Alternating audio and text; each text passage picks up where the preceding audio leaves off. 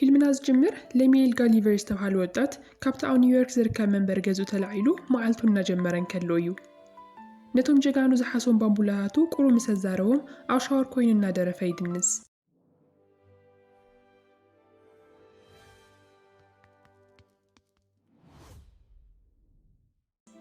ጋሊቨር ኣብ ኒውዮርክ ኣብ ዝርከብ ናይ ሜል ካምፓኒ ይሰርሕ። ኣብቲ መዓልቲ ናብ ስራሕ ምስ ከደ ዳን ዝበሃል ሓድሽ ሰራሕተኛ ይፋለጥ እሞ ብቐሊሉ ዓርኩ ይገብሮ። ሓላፊ እውን ስለ ዝነበረ እቶም ዝመፁ መልእኽታት ብሓደ ኮይኖም የብፅሕዎም። ኣብቲ ሰዓት እናኸዱን ከለዉ እታ ጋሊቨር ዝፈትዋ ጋዜጠኛ ፊት ንፊት ይረኽብዋ። ስማ ዳርሲ ኮይኑ ጋሊቨር ቅድሚ ዓመታት እትሒዙ እዩ ዝፈትዋ። ግን ድማ ደፊሩ ክነግራ ኣይከኣልን። ኣጋምሸት ምስ ኮነ ዳን ሓደ ወረቐት ሒዙ ናብ ጋሊቨር ይመፅእ እሞ ኣብ ናይ መጀመርያ መዓልቱ ናይቲ ኦፊስ ሓላፊ ንኽከውን ከም ዝተመረፀ ይነግሮ። ጋሊቨር ኣብቲ ኦፊስ ንልዕሊ 10 ዓመት ይሰሪሑ፣ ግን ማንም ዘኽብሮ ሰብ የለን። ዳን ግና ጋሊቨር ናይ ምንጋር ፍርሒ ከም ዘለውን ንኹሉ ግዜ ከምኡ እንድሕር ኮይኑ ከዓ ኣብ ሂወቱ ምንም ለውጢ ከም ዘይረክብ ይነግሮ። ሽዑ ጋሊቨር ሕዝውን ቅር እናበሎ ካብቲ ኦፊስ እናወፀን ከሎ ዳርሲ እናሰርሐት ይሪኣ። እቲ ዳን ዝመኸሮ ምኽሪ ተቐቢሉ ድፍረቱ ኣኪቡ ከም ዝፈትዋ ክነግራ ናብ ኦፊሳ ይኣቲ። ነገር ግን ናብኣ ምስ ቀረበ እቲ ፍርሑ መሊሱ ይለዓሎ እሞ ከይነገራ ካብ ጠረጴዛ ሓደ ወረቐት ተልዒሉ ይወፅእ። እቲ ወረቐት ብዛዕባ ጽሑፍ ስለ ዝነበረ ዳርሲ እንድሕር ደሊኻ ክትምዝገብ ትኽእል ኢኻ ትብሎ። ጋሊቨር እውን ኣብ ናይ ፍርሒ መንፈሱን ከሎ እንታይ ምዃኑ እኳ ብደንቢ ከይፈለጠ እሺ ክምዝገብ እየ ኢልዋ ይወፅእ። ናብ ገዛ ምስ ከደ ብዙሓት ጽሑፋት ካብ ኢንተርኔት ቀዲሑ ሒዙላ ይኸይድ። ድሓር ብፅባሒቱ ዳርሲ እቲ ጽሑፍ ክተንብቦ እንትከላ ብጣዕሚ ትድናቕ። ባዕሉ ዝፀሓፎ መሲልዋ ፍሉይ ናይ መፅሓፍ ክእለት ከም ዘለወና ነገረት ተድንቆ። ኣብኡ ከላ ከዓ ሓድሽ ስራሕ ትህቦ። እቲ ስራሕ ናብ ቤርሙዳ ትሪያንግል ተጓዒዙ ብዛዕባተን ብሃንደበት ዝተዘወራ ጃልባታት ንምፅሓፍ እዩ ነይሩ። ጋሊቨር ክኸይድ ኣይደለየን ነይሩ፣ ግን ድማ ናታ ትኹረት ክረክብ ስለ ዝደለየ እሺ ኢሉ ክኸይድ ይስማዕማዕ። ዳርሲ ኩሉ ነገር ምስ ወዳደአትሉ ጋሊቨር ብፅባሒቱ ናብ ቤርሙዳ በረራ ይገብር። ኣብኡ ምስ በፅሐ እውን ሓደ ወዲ ይቕበሎ እሞ ናብታ ዝተኻረየሉ ጀልባ ይወስዶ። ከመይ ከም ትኸይድ ምስ ኣርአዮ ጋሊቨር ብዙሕ ከም ዘይከብዶ ይዛረብ። ሽዑ ጋሊቨር በይኑ ኮይኑ ኣብታ ጃልባ ኮይኑ ናብ ቤርሙዳ ትሪያንግል ጉዕዞ ይጅምር። ሮቦታት ከመይ ከም ዝሰርሑ ዝገልጽ መጽሔት እናንበበ ብዙሕ ለስላሳ እውን እናሰተየ ክጓዓዝ ምስ ወዓለ ድሓር ድቃስ መጺእዎ ይድቅስ። ቁሩ ጸኒሑ ክለዓልን ከሎ ግና ዓብዪ ማዕበል ብቕድሚቱ ይጸንሖ። ብቐሊሉ ክቋፀሮ ከም ዘይኽእል ምስ ፈለጠ እቲ ናይ ሕይወት መድሓኒ ጃኬቱ ይገብር። እታ ጀልባ እውን ብሓይሊ ኣብ ማእኸል እቲ ማይ ትናጋዕ። እቲ ዝገለለ ነገር ከዓ ጋሊቨር ንድሕሪት ተመይሱ ክጥምት እንከሎ ዓብዪ ኣውሎ ንፋስ ናብኡ ገጽ እናመፀ ይርኢ። ሽዑ ጋሊቨር ምስ ጀልብኡ በቲ ንፋስ ተላዒሉ ቁሩን ላዕሊ ምስ ተንሳፈፈ ጸኒሑ ኩሉ ነገር ጸልማት ይኸውን። ድሕሪ ዝተወሰነ ግዜ ጋሊቨር ዓይኑ ክገልጽ እንከሎ ሰውነቱ ከንቀሳቕሶ ይከኣልን። ዓይኑ እናዞረ እንከርአ ከሎ ደቀቕቲ ሰባት ኣብ ከብዱ ደው ኢሎም ይርኢ። እቲ መራሒኦም ስሙ ኤድዋርድ ከም ዝኾነ ምስ ነገሮ ናይቲ ዓዲ ኮማንደር ከም ዝኾነ የረድኦ። ጋሊቨር ወዲቑ ብርሑቕ ክርአ እንከሎ ከዓ እቶም ኣብ ከብዱ ዝነበሩ ብቻ ዘይኮኑስ ካልኦት ደቀቕቲ ፍጥረታት ኣብ ዙርኡ ከይቦምዎ ነይሮም። ንኸይንቀሳቐስ ኢሎም ከዓ ናብ መሬት ነእዋምን ኢዱን እግሩን ኣሲሮምዎ ኣለዉ። ጋሊቨር እንታይ ይፍጠር ከም ዘሎ ክርድኦ ስለ ዘይከኣለ እቲ ኣሲሩሉ ዝነበረ ፈቲሑ ካብ መሬት ክለዓል ይሙክር። ኩሉ ነገር ሕልሚ መሲሉ እውን ስለ ዝተሰምዖ ንክነቅሕ ዓይኑ ይዓምት። ኤድዋርድ ግና ነቶም ወታደራቱ ልኢኹ ብገመድ ንኸውድቕዎ ይእዝዞም። ኩሎም ተረባሪቦም ብገመድ ይስሕዎ እሞ እንደገና መሊሶም የውድቕዎ። ሽዑ ጋሊቨር ዓርሱ ይስሕት። ቁሩ ጸኒሑ ክነቅሕ እንከሎ ኣብ መኪና ተኣሲሩ እናጎተቱ ናብቲ ቤተ መንግስቲ እናወሰድዎ የርኢ። እቶም ደቀቕቲ ናይቲ ዓዲ ነበርቲ ነቲ ገዚፍ ፍጥረት ንምርኣይ ኩሎም ካብ ገዝኦም ይወፁ። እናጎተቱ ናብ ውሽጢ ቤተ መንግስቲ ምስ ኣተውዎ ኣብ ቅድሚቲ ንጉስ ቴዎዶር የቕርብዎ። ናይቲ ንጉስ ጓሉ ግና ንጋሊቨር ምስ ረአየቶ ብጣዕሚ ሕዝና እሞ በቲ ገመድ ምእሳር ኣድላይ ከም ዘይኮነ ንኤድዋርድ ትነግሮ። ኤድዋርድ ግና ጋሊቨር ካብቶም ናይ ጸላቶም መንግስቲ ዝተላኸ ሰላሊ ከም ዝኾነ ንኩሎም ይነግሮም። ድሕሪ ብዙሕ ፀጥታ ጋሊቨር ኣበይ ከም ዘሎ ነቲ ንጉስ ባዕሉ ይሓቶ። ሽዑ ናይ ንጉስ ቴዎዶር ፀሓፊ ዝኾነ ጂንክስ ኣብ ሊሊፓት ትበሃል ዓዲ ከም ዘሎ ይምልሰሉ። ጋሊቨር ሕዚ እውን ክኣምን ኣይከኣለን። እዚ ኩሉ ፕራንክ ኢሉ ስለ ዝሓሰበ ነቲ ካሜራማን ደጋጊሙ ይፅውዖ። ግን ካሜራማን ዝበሃል ነገር እውን ኣይነበረን። ብድሕሪ እዚ ጋሊቨር ኣብ ሓንቲ በዓቲ ይእሰር። ኣብ ውሽጢ እቲ በዓቲ ሄሬሽዮ ዝተባሃለ ካሊእ ተኣሳሪ እውን ይረክብ እሞ ምስኡ ምዝርራብ ይጅምር። ሄሬሽዮ ነታ ጓል ንጉስ ዝፈትዋ እንትኸውን ግን ምስ ኣብ ምቅርራቡ ንኤድዋርድ ብዙሕ ደስ ስለ ዘይበሎ እዩ ኣሲርዎ። ቁሩ ጸኒሑ ክልቲኦም እናዋግዑ እንከለዉ ኤድዋርድ መፂ የቋርፆም። عدم لكم كأسروا خمس جبروني نجرم قروض أني حقعة حساوي غير مو كبيت سرح كسرحهم يوسن نبتني حرشا مريت وسيدو نكحرسو يجبرم غاليفر مسماشن أسيرو نسونا قوتتهم سرحهم يسرحو ግን ብዙሕ ከይጸንሑ ክልተ ዓው ዝበለ ናይ ጥሩምባ ድምፂ ካብቲ ቤተ መንግስቲ ይሰምዑ እዚ ማለት ነታ ጓል ንጉስ ከዓግቱ ዝመፁ ሰባት ኣብቲ ቤተ መንግስቲ ኣለዎ ማለት እዩ ካብቲ ቤተ መንግስቲ ዓጊቶም ክወስድዋ ስለ ዝደለዩ እቶም ጸላእቲ ነቶም ወታደራት ትኹረቶም ንምስሓብ ሓዊ የቃጽሉ ኤድዋርድ ሰይፉ ውፅኡ ናብ ውሽጢ ቤተ መንግስቲ ይኣቱ እሞ ማንም ነታ ልዕልቲ ከየድሕና ይነግሮም ምክንያቱ ንሱ ከድሕና እሞ ካብ ኩሎም ንላዕሊ ጀግና ተባሂሉ ክረአ ስለ ዝደለየ እዩ ነይሩ ሄሬሽዮ ግና ኤድዋርድ ክሳብ ዝድይብ ዘይከርኳ ይኽእል ኢሉ ጋሊቨር ንኸድሕና ይነግሮ ሽዑ ጋሊቨር በቲ ደገናይ ህንፃ ኮይኑ ነቶም ክልተ ናይ ራሽያ ወታደራት አንጠልጢሉ የውርዶም ነታ ልዕልቲ እውን ብቐሊሉ የድሕና ግን ከዓ እቲ ካልኣይ ችግር እቲ ንጉስ ምስ ፀሓፊኡ ኮይኖም ኣብ ውሽጢ ተሓዊ ተዓፅዮም ኣለዉ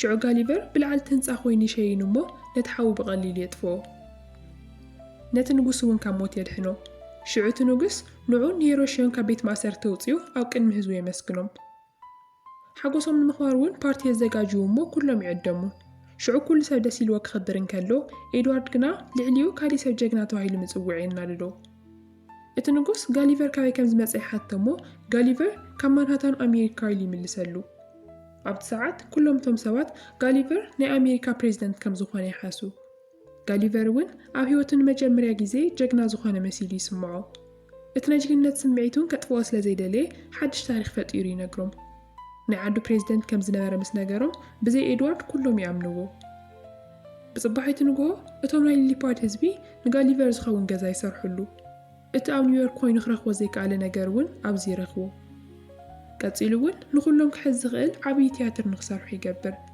ሽዑ ኩሎም ምስ ተኣከቡ ታይታኒክ ፊልሚ ብስክሪን የርእዮም እሞ ናቲ ህይወቱ ትክክለኛ ታሪክ ከም ዝኾነ ይነግሮም ኩሎም በቲ ዝነበሮ ህይወት ተገሪሞም ይሰምዕዎ ኣለዉ ኤድዋርድ ግና ኣብ ከምዚ ዓይነት ሓደጋ ከመይ ኢሉ ብህይወት ክተርፍ ከም ዝኽኣለ ደጋጊሙ ይሓቶ ድሕሪ ዝተወሰኑ መዓልታት ሄሬሽዮ ልዕልቲ ሜሪ ከም ትፈትዎ ክገብር ስለ ዝደለየ ንጋሊቨር ሓገዙ ይሓቶ ጋሊቨር እውን ደስ እናበሎ ክልቲኦም ብሓደ ናብቲ ቤተ መንግስቲ ይኸዱ ኣብኡ ምስ በፂሑ ሄሬሽዮ ቀስ እናበለ ናብታ ልዕልቲ እናቐረበ ይኸይድ ጋሊቨር ከዓ ብድሕሪ እቲ ህንፃ ተሓቢኡ ናይ ደርፊ ግጥሚ ይነግሮ እሞ ሄሬሽዮ ትደርፊ ይደርፈላ ኣብ መወዳእታ እታ ልዕልቲ እውን ሄሬሽዮ እናፈተወቶ ትመፅእ ግን ቅድሚ መልሲ ምሃባ ኤድዋርድ ብውሽጡ ኮይኑ ይፅዋዓ ኤድዋርድ ናይ ተዓዲ ዝሓየለ ሰብ ተባሂሉ ይሕሰብ ስለ ዝነበረ ነታ ልዕልቲ ክምርዓዋ ይተወሲኑሉ ነይሩ ልዕልቲ ሜሪ ግና ብዙሕ ኣይትፈትዎን ካብኡ ክትፍለ እውን ኩሉ ግዜ እያ ትሙክር ኣብቲ ምሸት ናይ ተዓዲ ወታደራት እታ ዝተሰበረት ጋሊቨር ዝመፀላ ጀልባ ይረኽብዋ ጋሊቨር ናኦም ቀሪቡ ክርኢ እንከሎ እታ ቅድሚ መዓልታ ዝጠፍአቶ ስልኩ እውን ኣብኡ ይረኽባ እሞ ከፊቱ ከም ትሰርሕ ይርኢ ካብ ዳርሲ ዝተላኣኹ 12 መልእኽትታት ይፀንሕዎ ከፊቱ ክሰምዖም እንከሎ እቲ ሓደ መዓልቲ ዘቕረቦ ጽሑፍ ካብ ኢንተርኔት ቀዲሑ ከም ዝኾነ ፈሊጣ እናኾረየትሉ መልእኽቲ ተቐምጠሉ ሕዚ እውን እቲ ናይ ቤርሙዳ መጽናዕቲ ባዕላ ከም ትገብሮ ትነግሮ ጋሊቨር እዚ ምስ ሰምዐ ናብ ኒውዮርክ ከይዱ ከረዳእ ኣይደልይን ንኹሉ ግዜ እውን ኣብ ሊሊፓድ ክነብር ይውስን ኩሎም ደስ ኢልዎም እንከሎ ኤድዋርድ ግና በቲ ውሳነ ምንም ሕጉስ ኣይኮነን ብክህደት ከም ዝጥርጥሮ እውን ነቲ ንጉስ ይነግሮ እቲ ንጉስ ግና ናይ ኤድዋርድ ሓሳብ ነፂጉ ንጋሊቨር ናይ ተዓዲ ጀነራል ይገብሮ ኤድዋርድ ከዓ ምክትል ጀነራል ኤድዋርድ እዚ ምስ ሰምዐ ተናዲዱ ናይ ተዓዲ ኩሉ መከላኸሊ ሲስተም ኩሉ የፍርሶ ናይ ጸላእቲ ሓይልታት ብቐሊሉ ከም ዝወርዋ እውን ይገብር እቶም ራሻውያን እቲ መከላኸሊ ከም ዘየለ ምስ ረኣዩ ሊሊፓድ ንምጥቃዕ ትክክለኛ ግዜ ሕዚ ኢሎም ይውስኑ ብዙሓት ጀልባታት ገይሮም ናብ ሊሊፓድ እናቐረቡ ብሓደ ግዜ ብዙሕ ተተኳሲ ይሰዱ ሕዚ ጋሊቨር ናይ ተዓዲ ጀነራል ስለ ዝኾነ እቲ ጥቃት ናይ ምቁራፅ ሓላፍነት ኣለዎ እናጎየ ናብቲ ማይ ይኣቱ እሞ ነቲ ማይ ከጫጭዎ ይጅምር እቲ ናቱ ማይ ምግጫ ንዕኦም ዳርጋ ማዕበል እዩ ነይሩ እቶም ዝሰድዎም ተተኮስቲ እውን ንጋሊቨር ምንም ቀትልዎ ኣይከኣሉን እኳ ደኣስ ተመሊሶም ንባዕሎም የጥቅዕዎም ነይሮም ንኩሎም እቶም ተተኮስቲ መሊሱ ናይ ሊሊፓድ ኣድሓኒ ተባሂሉ ይሽወም እቶም ህዝቢ ከዓ ኣብተረኦም ንሱ ደስ ዝበሎ ነገር ኩሉ ይገብርሉ ከም ናይ ኒውዮርክ ታይምስ ስኬር ዝበሃል ህንፃ ይሃንፅሉ ብዙሓት ሰራሕተኛታት ኮይኖም ርእሶም ይቆርፅሉ ኣብ ዝባኑ ደይዎም እውን ማሳጅ ይገብርዎ ሓደ ምሸት ኤድዋርድ ናብታ ናይ ልዕልቲ ክፍሊ ይኣቱ እሞ ንሱ ደስ ዝበሎ ግዜ ናብኣ ናይ ምምፃእ መሰል ከም ዘለዎ ይነግራ ምክንያቱ ከዓ ንሱ ናይ ቅፃል ሰብኣያ ስለ ዝኾነ እታ ልዕልቲ ግና ልዕሊ ዝክፃወሮ ስለ ዘይከኣለት ንሳ ከም ዘይትፈትዎን ምስኡ ክትምርዖውን ከም ዘይትደልን ትነግሮ ኤድዋርድ በዝተናዲዱ ናብቶም ጸላቶም ዝበሃሉ ራሻውያን ይኸይድ እሞ ካብቲ ንጉስ ሓገዝ ይሓትት። ሽዑቲ ንጉስ ንጋሊቨር ክስዕር ዝኽእል ዓብዪ ሮቦት ሰሪሑ ይህቦ። ድሓር ጋሊቨር ኣብ ማእኸል ከተማ እንከሎ እቲ ናይ ቤተ መንግስቲ ደወል ይድወል። ጋሊቨር እንደገናቶም ደቀቅቲ ጸላእቲ ዝመፁ መሲልዎ ንኽበኣስ ይኸይድ። ኣብ ምስ በጽሐ ግና ኤድዋርድ ዓብዪ ናይ ሮቦት ክዳን ገይሩ ኣብ ቅድሚኡ ደው ይብል። ኤድዋርድ ፊት ንፊት ገጢሞም ንኽበኣሱ ይሓቶ። ኣብ ሰዓት ጋሊቨር እሺሉ ትባእስኻ ምቕባል ወፃኢ ካሊእ መማረፂ ይነበሮን። እቲ ባእስ ምስ ተጀመረ ነቲ ሮቦት ክደፍኦ ይሙክር፣ ግን ብጣዕሚ ልዕሊ ዓቕሙ እዩ ነይሩ። እቲ ሮቦት ብስሩ ሒዙ ምስ ኣንጠልጠሎ ብስዕረቱ ንኽቕበል ይነግሮ። ሽዑ ጋሊቨር እቲ ኩሉ ብዛዕባ ባዕሉ ዝነገሮም ነገር ሓሶት ከም ዝኾነ ይነግሮም። በተለይ ፕሬዚዳንት ከም ዘይኮነ ምስ ነገሮም እቲ ንጉስ ብኡኡ ምትላሉ የናድዶ። ሽዑ ኤድዋርድ ንጋሊቨር ኣብ ዕንፀይቲ ኣሲሩ ናብቲ ኣብ ርሑቕ ዝርከብ ደሴት ወሲዱ ኣብኡ ገዲፍዎ ይምለስ። ብዙሕ ከይጸንሐ ሓንቲ ቆልዓ መፅያ ትሕዞሞ ናብ ገዛኣ ትወስዶ። እቲ ደሴት ካብኡ ዝዓበዩ ገዘፍቲ ፍጥረታት ዝነብሩሉ ደሴት እዩ ነይሩ። እታ ቆልዓ ጋሊቨር መጻወቲ ባምቡላ ስለ ዝመሰላ ቀሚስ ጌራ ኣብቲ መጻወቲ ክፍላ ተእትዎ። ብኻሊእ ገጽ ኣብ ሊሊፓድ ድማ ዳርሲ ካብቲ ማይ ተደፊኣ ኣብቲ ጫፍ ይረኽብዋ። ጋሊቨር ቅድሚ ምእሳሩ ዳርሲ ሰበይቱ ከም ዝኾነት ንኹሎም ነጊርዎም ነይሩ እዩ። ኤድዋርድ ሽዑ መልክዓ ምስ ረኣያ መን ምዃና ዘኪሩ ንዓኣ እውን ወሲዱ ይኣስራ። ንንጉስ ቴዎደርን እታ ንግስቲ ሰበይቱን እውን ኣብቲ ቤት ማእሰርቲ እትይዎም ስለ ዝነበረ ዳርሲኡ ምስ በጽሐት ንኽልቲኦም ትረኽቦ። ሓደ ለይቲ ጸልማት እንከሎ ሄሬሽዮ ጀልባ ገይሩ ናብቲ ጋሊቨር ዘለዎ ደሴት ይኸይድ። ድሕሪ ዝተወሰነ ኣለሻ እውን ንጋሊቨር ይረኽቦ። ኣጋጣሚ ኮይኑ ኣብታ ናይ ንእሽተይ ቆልዓ ክፍሊ ሓደ ዝሞተ ናይ ኣሜሪካ ወታደር ከም መጻወቲ ነይርዋ። ሽዑ ጋሊቨር ናይቲ ወታደር ፓራሹት ተጠቒሙ ናብ ሊሊፓድ ይኸይድ።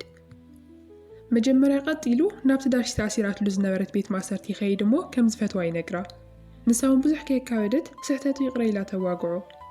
ሕዚ ጋሊቨር ምስ ኤድዋርድ ክበኣሶ እዩ ዝሓስብ ዘሎ፣ ግን ሕዚ ዝበኣስ ዘሎ ጅግንነቱን ንምስካር ዘይኮነስ ናይ ብሓቂ ነታ ከተማ ክሕግዛ ስለ ዝደልየ እዩ። ብጽባሒቱ ክልቲኦም ፊት ንፊት ኮይኖም ክበኣሱ ይዘጋጀው። ጋሊቨር እንተስዒሩ እቲ ስልጣን ናብ ንጉስ ቴዎደር ይምለስ። እንተተሳዒሩ ግና ኤድዋርድ ነቲ ቤተ መንግስቲ ኩሉ የፈራርሶ። ሽዑ ትባእሲ ይጅመር፣ ግን ኣብ ሰከንድ ውሽጢ ኤድዋርድ ይሸንፍ። ሽዑ ሄሮሽዮ ብፈረስ እናጋለበ ይመጽእ እሞ ኣብ ናይ ኤድዋርድ ሮቦት ብውሽጢ ያቲ። ኣብኡ ኮይኑ እውን ብውሽጢ ይበኣሶ። ሽዑ ናይ ኤድዋርድ ሮቦት ጉልበቱ ስኡ ንክወድቕ እንከሎ ጋሊቨር ኣሸናፊ ይኸውን።